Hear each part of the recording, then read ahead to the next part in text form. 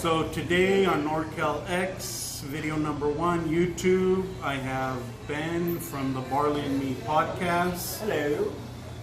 I'm very thankful for Ben. It's taken me 4 years to do this again and reboot this, and I'm really excited. I've been here, I don't know, we're here till 11 last night trying to set everything up, overthinking. Oh man. Oh yeah. But I'm gonna have video element. I'm gonna have Ben introduce himself and say a little bit about himself, where he's from, how long he's been podcasting, what else he does. Oh, hi. I'm Ben Rice. I'm the host of the Barley&me podcast, a beer podcast based out of Sacramento, where I go to breweries around Northern California region and interview brewers, and also a special guest who's like a creative type writer, musician, comedian. We drink some beers and talk about whatever comes up, so it's a lot of fun. And it's, I think, 5 years coming up. Yeah, it's a lot of fun. You should check it out. Yeah, I don't know exactly how I came across Ben. I'm always looking for guests, but he was the first one to really say hello and was open to it immediately. And I'm glad I'm able to do it with him here, because the weekend prior we're supposed to be down in South Bay, Gilroy, Morgan Hill area. I don't know if you know it. Oh yeah. And good thing everyone didn't confirm, because we just weren't ready. Yeah.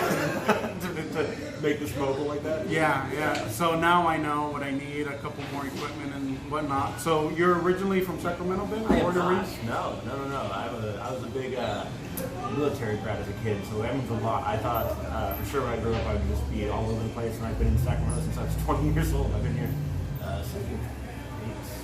17 years, came in January 1st, 2002. Okay, so we're similar. I'm from the Central Coast, Santa Cruz County area. I moved into this area specifically to help my folks open this business, which is meat market. Now it's a Mexican kitchen. We're always pivoting, trying to change it and make it into something different. Hey, you gotta be nimble. And I mean, Ben have you always been into the beer craft since forever? Well, my brother-in-law works for a beer distributor when I was like 24. He kept trying to get me to drink beers. I'm like, I don't like it. Leave me alone. I don't drink. You know. And then one time I said, we're gonna go to a beer festival. I've got free tickets. We're gonna go. You're gonna find something you like. Like, let's jump around, because there's so many different beers. There's so many places you'll find something you like. So I found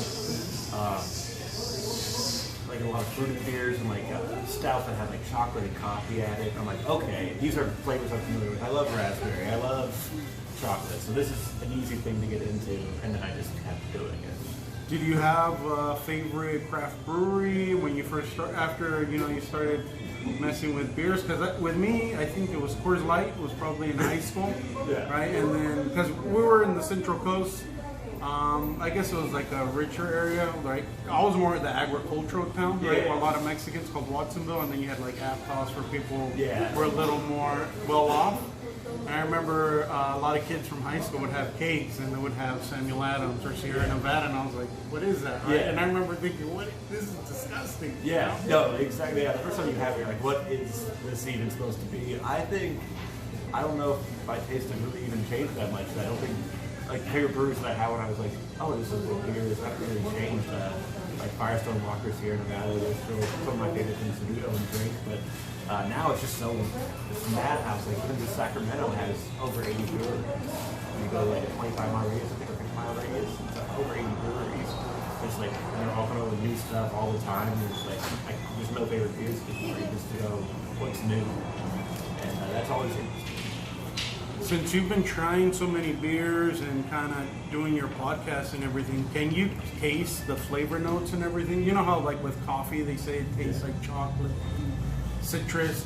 Can you taste all those flavor notes? I used to be a real jerk about it. I used to be really good at it, and I had kind of forgotten how to do that. So that's why I started the podcast initially. And now I seriously, at this point, it's just a thing I have when I'm having a conversation. I could do it if I in a pinch. If I was like, can you pull out what's in here? I'm like, probably about 80%. I can probably get a pretty good idea of what I'm tasting. But at this point, it's just a thing that helps drive the conversation as I need it. I don't really get as nerdy into it or as in depth in drinking it as I used to be, which is crazy.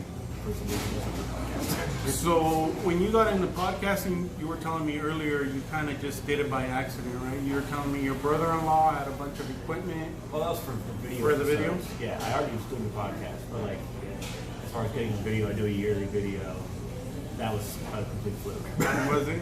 Yeah. So I take it video is going to be a little more complicated, or is that something that you think you're going to do more down the road? Well, Or for me, I like if I'm going to do something that's a video, I want it to be like visually compelling, as opposed to just another way to absorb what I'm doing. So, so I try to get at least 4 cameras. You know, so I've got 3 guests. It's me a guest and a guest. So, or me a brewery a guest. So you need 1 for each camera. You get a wide shot, and ideally a 5th camera kind of rows, getting different angles and like background stuff. So I don't have 5 cameras. I don't have 4 cameras. I don't have 3 cameras. So I got to hire people, and like nobody makes money at podcasts. Like maybe 5% of people like can make a living at it. And I'm like, yeah, I need to hire a crew. I need to give them a place to sleep because they're going to probably be drinking, so they can't just go home. You know, like. I'm like, yeah, so every year I gotta drop several $100s to film a thing that 80 people will watch. It's a labor of love. yeah, no, I hear you there. So have you? I mean, you're doing it out of love. I'm same thing with me. Is I love meeting people, Yeah. telling their stories, and helping just grow this whole genre that's going on. You know, and I think Northern California is kind of a hidden gem. You know, I think more of the Bay Area and LA. Everybody focuses on it. But there's a lot of attention there, you know, and I see that there's, especially when you're coming up further north. Yeah. You know, have you been to Goat House Brewery over Yep. there in? Several times. How did that compare to all the other places? I- Is that the only one that's kind of like that? No, and the cuts away from everything as There's a a brewery. few now. There's another one that's kind of in that same area. It's like in Loomis. It's based in the name right now. But there's another farm brewery, like where you can go out and there's like all kinds of things to do. But you're seeing that more and more. Goat House, I think, was one of the first ones I was aware that was doing that, where they like had it on their property, like bring your kids, there's ghosts to watch and stuff like that. It's very cool, and like beer's pretty good. No, I've been there, and I thought that was an interesting concept, Yeah. you know, because I think I don't know if they both worked for Apple. One of them did. And, Yeah, one did, and the other one was a radio game. And I know there were a couple, and I think they just, because there's wineries up there, right? Yeah. And I remember They're big interviewing, wineries. I interviewed one of the persons, Zaz Wine, and I think that's where they got the idea, was they were out there in that little wine area, and they're like, you know what, would be a nice place for beer, and it almost feels like they were a success overnight, doesn't it? Because they got attention from everybody, right? Yeah. Or did they know how to market? Oh, yeah, she was a marketing person. That's what she did. So she was like well aware of what she needed to do to get through it. It's happy ever. But yeah, they went through some struggles because the wineries didn't want them to have a brewery there. There's a lot of legal battles you had to fight in order to open that place. So everybody thinks it's like this overnight success, but a lot of breweries, even, and you'd think, I'm opening up my own property. It'd be really easy. It's still always a fight. It's always interesting to have. It's like, here you're like, I'm going to open a brewery. And they're like, cool, what do you have? Like, we have the property, we have the space, we're getting the equipment, we'll be open in like 6 months. I'm like, I'll see you in a year and a half. Like, there's so much red tape that like, you're not, it's just crazy how hard it is to do these things. People think it's an easy money maker, and then you don't make money. It's wonderful. Well, it's just like a restaurant, right? Everyone thinks they can make the best taco or the best hamburger, And you find out real quickly that's not what it is. Like, it helps, but it's not the thing that makes you a success. yeah. I mean, I don't know if you know who Matty Madison is, the big guy, comes out on Vice, covered in tattoos. He's like a cheeseburger guy from Canada. And he would talk about, you know what, for years we lost money on our hamburgers, and I didn't even know that. And not everyone knows who he is, but he's like, no, it's a restaurant. It's like death, you know. What is it, 8 out of 10 go out of business? Within 2 years, right? Within 2 2 or years. 3, yeah. So you gotta love what you're doing. Yeah. So what else do you do besides podcasts? What do you do in your real life? Or I'll do stand-up comedy as well. I book a lot of comedy shows. I run myself into the ground. I maintain a relationship. I work a day job where I travel. So I'm just constantly in motion. And it's a lot, and then I just go, yeah, this is great. This event is fun. So stand up, you've been doing open mics. No, I do that. You do the opening, right? The what's it called? The host. You're the hosting. Yeah, I do a lot of hosting. Take like random shows. I run, I think it's seven shows now. At 7 different locations. 7 different locations. Yeah. All over Sacramento, or all over the region. Yeah. So south, as far south as Gulf, as far north as Auburn, right now. Had a few talks with Grass Valley. Just keep going. Just keep putting on. I don't know what's wrong with me. I don't have time for this. No, I'm the same way. I'm telling you, I'm the same way. Like I'm here sometimes 10, 12 hours, 5, 7 days a week, and here I am trying to do something else on the side. And you know what? I love this. It's fun, but sometimes it does get overbearing and overwhelming. It took me a long time to figure out what I like to do and was good at the same time. As a kid, I was like really quick to pick up on stuff. I never really enjoyed the things I was doing. It's like in school, I was a really good student, but like I didn't like that. I didn't love science. So I just said all these. I went to college, and I was like, I don't want to actually do. Like I had majors, and I was like, I don't really want to do these. I just dropped out. Yeah. But and then I just fiddled around, found a job, get the job. And I'm like, I don't really enjoy this either. And then one day I started doing stand-up. I'm like, this is fun.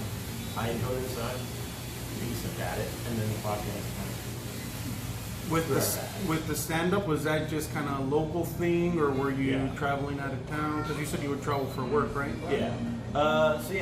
I'm mostly localized. I do love not being in Sacramento to do stand-up because I've been doing it so long that at this point nobody in Sacramento cares what I'm doing, but when I go and then they've all heard the jokes, even though I write new stuff, I'm probably out there 3, 4, 5 times a week, and it's like, okay, we don't care. But when you go out of town, people don't know who you are. They don't know. I just said all these. I went to college, and I was like, I don't want to actually do. I had majors, and I was like, I don't really want to do these. I just dropped out. Yeah. But and then I just fiddled around, found a job, get the job. And I'm like, I don't really enjoy this either. And then one day I started doing stand-up. I'm like, this is fun. I enjoy this. I'm decent at it. And then the podcast kind of with the stand-up, was that just kind of a local thing, or were you traveling out of town? Because you said you would travel for work, right? Yeah. I'm mostly localized. I do love not being in Sacramento to do stand-up because I've been doing it so long that at this point nobody in Sacramento cares what I'm doing. But when I go and then they've all heard the jokes, even though I write new stuff, I'm probably out there 3, 4, 5 times a week, and it's like, okay, we don't care. But when you go out of town, people don't know who you are. They don't know what to expect. And I think my jokes are strong enough that I can do that. I went to Chicago a couple of years ago. And I was like, I should just move here. I destroyed it here. This is great. Took this, went to Denver, got set of the night immediately. So what do you think has a bigger comedy scene? The Bay Area? I know San Francisco has Cobb and a lot of Punchline.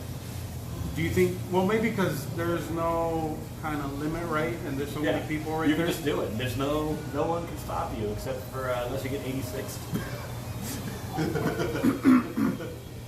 But I think, well, I mean, I'm a fan of comedy, and it's something I've thought about doing, but at the same time, it's like, how do I get out there, driving? There's an open mic in Marysville on Friday. In Marysville? Yeah. Where? There's another one. There's one in Yuba, and there's one in Marysville. I can look it up. I have not been to them, but apparently I was just doing a show. Well, I was assisting with the show. I wasn't even doing that. I attended a show in Chico last night, and the comic came by. He's like, "Oh, sorry, I'm late. I was at this open mic in Marysville. It was my favorite set I've ever done." So. And Marysville. Yeah, in Marysville. It used to be, there was one, Suds and Cellars. Yeah, I know that place went out of business. Yeah, that one had it, but now there's a new spot. I don't remember what it's called, so I apologize. I will look that up off the air. So you can just show up. All right. Yeah, I guess I just got to do it just like this. Yeah. I mean, I overthink everything, and the more you do it, the more comfortable you are, right? Yeah. And you're going to be terrible. I know. It's going to be rough. I know. I've heard all comedians when they go out there. The worst thing that ever happened to me was somebody told me I was good and brought me to the second mic. I would have stopped. If that, I'm like, one and done. This guy's like, hey, that was really fun. I'm like, was it? But thank you. He's like, there's another mic. You want to go? You want to go to another mic? And so I'm like, sure. And like, they didn't remember where it was. So we're just like, I'm like, where am I going? I'm like trying to drive this mic. And then we finally get there. I'm like, this is 3 blocks from my house. It's every Wednesday. Great. If I'm bored on Wednesday, then I'll come by. And that's how I started doing it. It was just the fact that it was down the street from my house. So what are some tips or advice you'd give to anybody thinking about starting a podcast? Oh man, Because you have a good amount of work, and you've been doing you do a lot of different things. yeah. Does podcasting help your comedy or anything in that nature? I'm sure it has an effect on it because you can try out dumb riffs and see if there's something there. But I'm a very lazy writer, so it could help my comedy. I just don't let it. As far as tips, I would say just get used to rejection. If you're planning on having guests, get used to the fact that they're gonna say no, they're gonna cancel, they're gonna postpone, and just know that a no is not a no forever. Like I've gotten people that have said no for 2.5 years, or canceled on me, or postponed, because they're all business owners. Everybody's doing something. It's like saying like you probably have friends, just an assumption I would have, but you can't always hang out because they have family, and they're like, it's just everybody has a life. So you got to get used to the fact that if you're having guests, you're going to have to adjust your schedule. You're going to have to be malleable. Invest in good sound equipment, learn how to use it, and just find something that you like, not something that's cool right now. Like if you're doing it because it's a thing that's popular, and you're like, I can catch on to this. I think most listeners can spot a fake. It's somebody who's not invested. Like I was listening to your podcast, and I was like, this guy's actually invested in his business, which is very important if you're going to do like getting to know you podcast. You know, you need to have an interest in what people are doing. So, You know what? Honestly, when I started, I really didn't know. I mean, it changed my life. Listening to it, when I started, I was commuting to Thunder Valley Casino. So what was that, like an hour or something? And sometimes I'd be inside a refrigerator all day, and I'd just be listening to Rogan. And the best ones were he was with his friends, and they're just, chopping it up, having a blast. There was no really agenda, nothing. And I was like, you know what? That's what I want. I want something like that where I'm learning from people, making a connection, and teaching people something that they don't know or didn't know was out there, because there's so much content. There's like everything out there. Yeah. YouTube, Netflix. It's like, if I was a kid, I don't know how you would be able to distinguish what's what. yeah, exactly. And that's why you have to do something that's authentic to you, because it will stand out in what is increasingly a crowded market. So I feel like that's kind of like what I've done with Barley&me, is just kind of mold it to what I am, which is somebody who enjoys beer, but I like people. And you got to be able to leverage your networks. Like if you know one person who's out there doing something interesting, they probably know other some people. So when you're like, crap, I need a guest because this guy canceled, just use your network, which I'm a big fan of. And then don't be afraid to ask bigger than you are. You're not just going to say yes. Yeah, I know, that's true. I mean, that's why, I don't know if you've listened to me and her, NorCal Lonnie, we do the news just so eventually I want to be, do you know who DeSouza and Merrill is? Yeah. So I want to do something similar to that, but just related to Northern California. And I mean, I'm still trying to gain my voice and get used to it, because sometimes there's stories you don't even think they're real, because they're so absurd and so out there. Yeah. So and I think that way people can see, that I'm consistent. I'm always doing it. And they're like, okay, well, this guy seems like a normal guy. Like he's not. And for them to get their stories, like it's helpful that they've known each other for so long. These stories they're telling are not like individual stories. The other guy was there to be like, I can help build the story, make it like the best version of the story it can be, because we shared the experience, which is an important thing to have, is one person you kind of can build off of. Like talking strangers. Yeah. I mean, I know there's comedians like Bill Burr and certain ones that they just do it by themselves, but that's different. They already have an audience. They've already been doing things forever. Yeah. So of course they're gonna be funny. So with you, I've noticed that you've interviewed people at Sierra Nevada. I mean, that's my favorite favorite beer, and I love that interview. After that one, you said you had something special after. Did you some guests from Sierra Nevada or? No, I was just really excited to have the people I had on Sierra Nevada were like exactly who I wanted, and that took a bunch of network calls. That took so much networking to get that episode going. I had to talk to who I knew that had worked at Sierra Nevada, that did work at Sierra Nevada, get an email, contact that person. They were busy, they didn't respond. I need a second person's email or send a second email. And it was a lot of work to get that. And then the guest, I knew exactly who I wanted. I wanted enthusiast, who owns one of America's first craft beer bars. She's just a badass woman. She in Sierra Nevada kind of started at the same time. She helped with Sierra Nevada, we helped with her. And I was like, they have this shared history of like 40 years, you know. I could not have had a better guest. And I was like, so I tried friending her on Facebook, tried following her on Instagram, like, but she's, you know, a little bit older and not too active social media wise. And I'm just like, and I'm like, but I know people who know her, so I'm like calling in the favors. And I talked to one friend, he's like, oh, I'm gonna go see her this weekend. I'm like, great, can you put in a good word? He's like, absolutely not a problem. And then he forgot. And I'm just like, and it just ended up being this dumb happenstance. I'm at a brewery, just like, I think it was for an event. I think it was a Queen of Beer. And I was talking about how I can't get, which is a women's home brewing competition, it's a national, it's international, here in Canada, you actually apply. So do that, Queen of Beer, not beer. I'm just like, I can't get a hold of this person, and it's really screw with me because like I don't want a different guest. And this guy goes, oh, I know her. I work with her son. Send me an email, and I'll get it in your hands. Oh, and that was it, huh? That was 2 days later, I had a phone call, talking about, and yeah, it's perfect. You know what? And this is good that I'm listening this from you because sometimes I don't know how many emails I send out, you know, and I go, man, is it? I thought it'd get easier by now, you know, but it doesn't, and that's okay. I mean, I'll take my licks and roll with the punches, and I'm not easily offended, and people cancel, that's normal. It's life, you know, there's always things going on. Yeah. I had one cancel on me like the day before, and I like to stick to my schedule every 2 weeks. And with all the things I do, like I have a very narrow window of when I can do things because I'm always up to something. And so when somebody cancels last second, I'm like, what am I gonna do? But cause I don't plan ahead to like put 8 ready to go. I'm like, no, I'll figure something out the next week. Because ideally, I release the episode, record the next weekend, edit the weekend after that, release it. Like, but I don't have a lot of consistency on that. But I had one cancel on a Friday afternoon, and so I was like, crap, what am I gonna do? I need an episode, and I'm busy Sunday. I only have Saturday. This is a disaster. And so I was like, oh, there's a brand new brewery right by where I live. I'll go pop in and see if I can talk to somebody.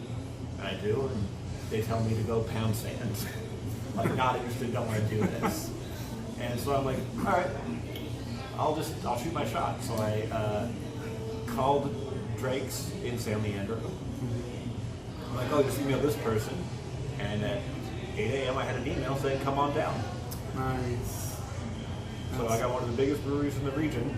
Wow. In like a day.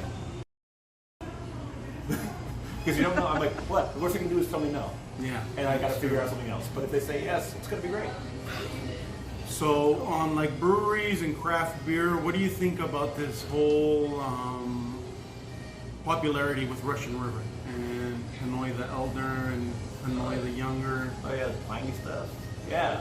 What do you think about all that? Like, I think they're great beers. Yeah. I think they're great beers. I think they're worth a drink.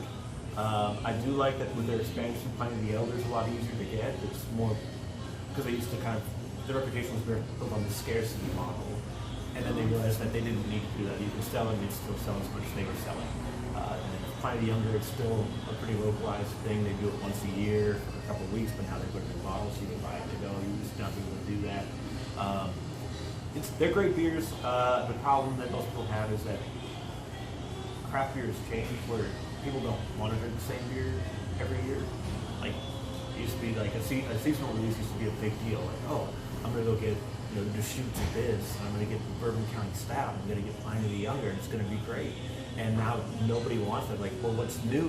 What's new about it? Like, oh, we use a different licorice malt, and they're like, we don't care. And we want something completely different than what we had with before. So, so a lot of people don't respect the craft of craft beer anymore. They always want new as opposed to consistent.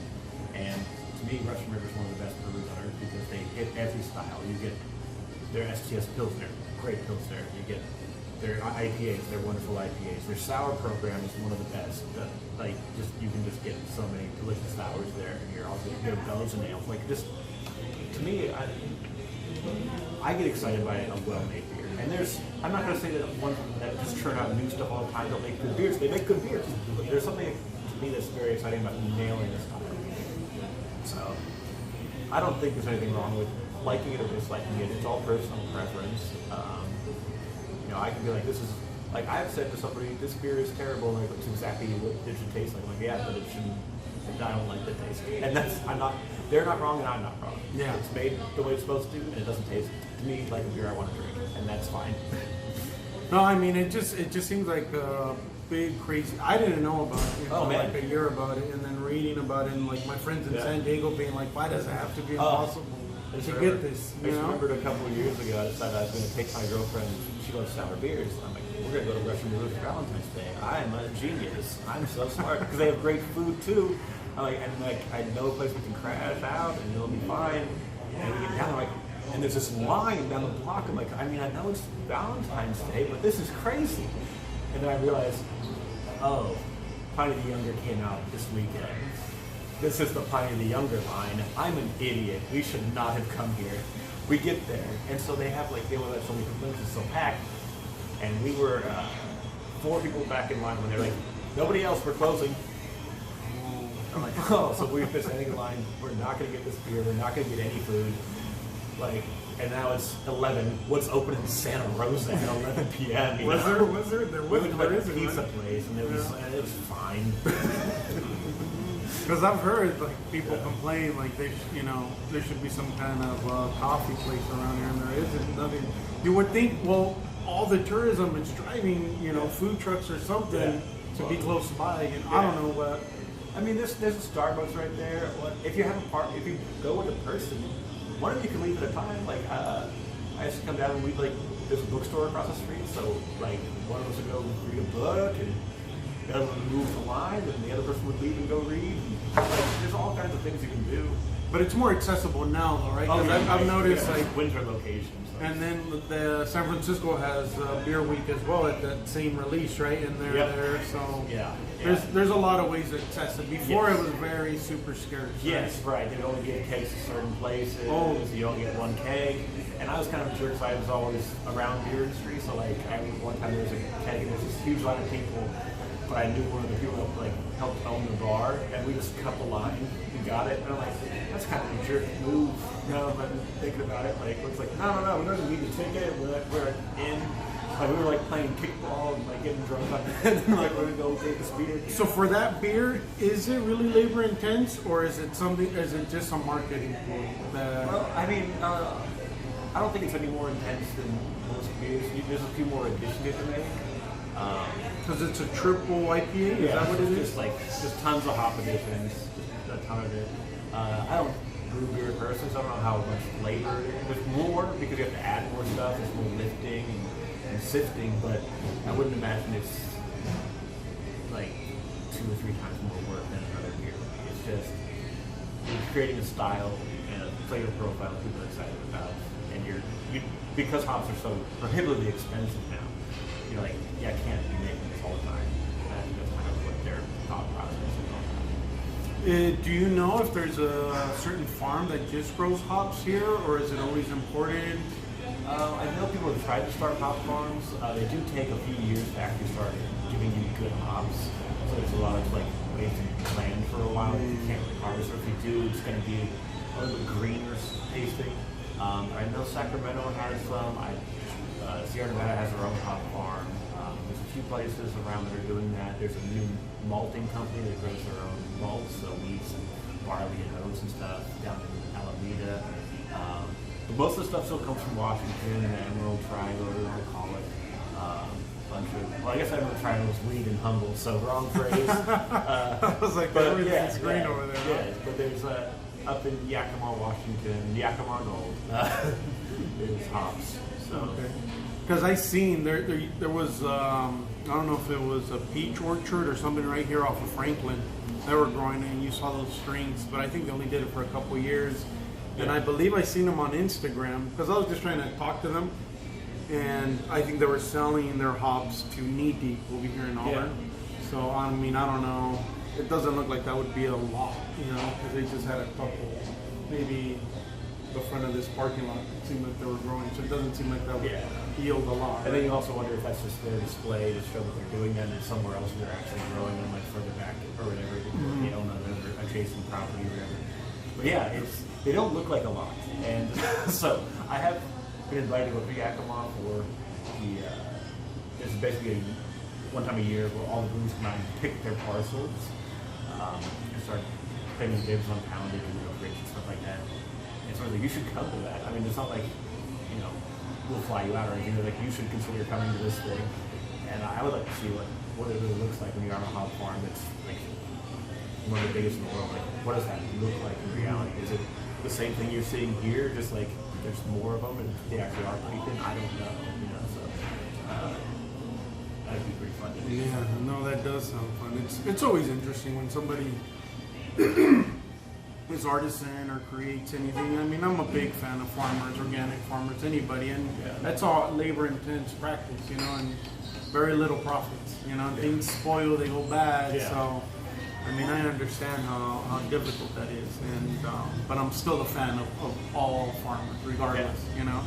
And I mean, you wouldn't be able to have this if you didn't have it. Yeah, it's true. It's true. Is there anything else here that you'd like to cover or talk about, Ben? I really appreciate you being here. I know you have 2 more stops. Yeah, I'm an idiot. I got this. So I got back from the Chico show about 2 a.m. yesterday. Woke up, came to this thing, and I'm going to go do one at Farmers Brewing, which is opening in Princeton pretty soon. Is Princeton up north or it's a little west? Okay. West. You're going through the 70, right? Yeah. Okay. And then when I'm done with that, I'm going to go to Secret Trail Brewing in Chico and do an episode there. Farmers Market's going to talk to the owner and see like what's Farmers Brewing. Like, I know you're focusing on the fact that you grow your own supplies and things like that, your wheat and everything like that. And you do it in kind of. How long has Secret Brewing been? Secret Trail is like 2 years. 2 years. Okay, Yeah. so it's the first non-Sierra Nevada brewery in Chico. So Sierra Nevada's been monopoly on Chico beer for 40 years, and they're like, we're gonna open one. And that was like, people were like, what are you doing? so the Farmers War, I'm not gonna have a guest. I'm just gonna talk to him about like his history of how he came to do that. And then Secret Trail will have a very cool Chico band called Surrogate. They're gonna guest on it, so I'm really excited about that. They're real good. So I'm getting excited just listening to you. Can't wait to watch and listen to it. I'm probably gonna like get food and edit an episode, and then I'm gonna go home, and then I'm gonna go produce a comedy show in Auburn. I don't know what I'm doing. I'm a fool. No, that sounds more like fun. I would rather be doing that And then than. tomorrow I'm gonna organize a brunch. I don't know what's wrong, like a potluck brunch. Nice. I love it. I envy you. I want to be in your footsteps. It's worth it. I love it. Like I'm very happy to have found these things and people. I truly enjoy what I'm doing the last 5-8 years, and I enjoy what you're doing. And I hope you keep going. No, I will. There's just, you know, everything in life has obstacles and things always get complicated. But you like you, right? You went to bed at 2 in the morning. Last night, what time did we leave? At 11? Yeah. Because we're trying to, because I have like the mixer and everything, and I had issues, and I need a bigger mixer. But I think I'm just gonna go with the Zoom 4 that has the 6 channels, right? Yeah. It's just easier because then I can be out anywhere, you know, and I don't have to be restricted to a the certain Zoom area. is an amazing product. It's super affordable for what it does, and you get great sound quality. And you can Do you use those phantom power things for the mic? Does that make a difference? To me, the Phantom Power is designed for people that are doing an interview in their house. You know, got a room that you're secured in, an office space, whatever, a studio. Since all of mine are live on site, those are, because they pick up so much more. They're not used. I use this old-fashioned, straight up, you know. And it sounds good. It Yeah. sounds great. Because you need to have it focused to what you're doing. Because otherwise it'll just be a mess. Yeah, no, because the one prior to you was two kids that took psychedelics here locally, right? And it was really bad. But I was using a splicer from the XLR, and there was so much static. I was like, no, like there's no way I'm not gonna mess this one up, you know. So we were here testing everything, and finally we're like, this simple one's gonna be the one that's gonna work. Yeah. Honestly, because I remember that Drake's episode is when I realized I need to change what I'm doing because they only had like barrel tops for like tables because it was like packed at like 11 a.m. on Saturday. So like we're in the corner. I'm like, well, here's my laptop that I record into, and then here's my, you know, my filtering device, and then here's my mixer, and I've got 3 tables just to set up my rig. And I'm like, okay, this can't continue. This is looking embarrassing at this point. And then you get the Zoom, it's a little box. Yeah. You just go, it does everything. Yeah. Yeah, I'm gonna. Somebody's getting butchered in the back over there. Sorry if you guys hear those loud sounds, but again, Business is booming. That's right. I always like to feel it. yeah, That's why I like doing it in person, like, or going out to them, because you're like, beer's exciting, and like if you can hear the fact that there's people having a good time in the background, that's only a better marketing tool for you, you know? Yeah, no, definitely. Thank you again for, inspiring me, Ben, and for being one of my first guests. I'll have you on as many times. I'll make myself available to you too if you ever need somebody. And Like on the farmers? oh, I wish. I wish. I need a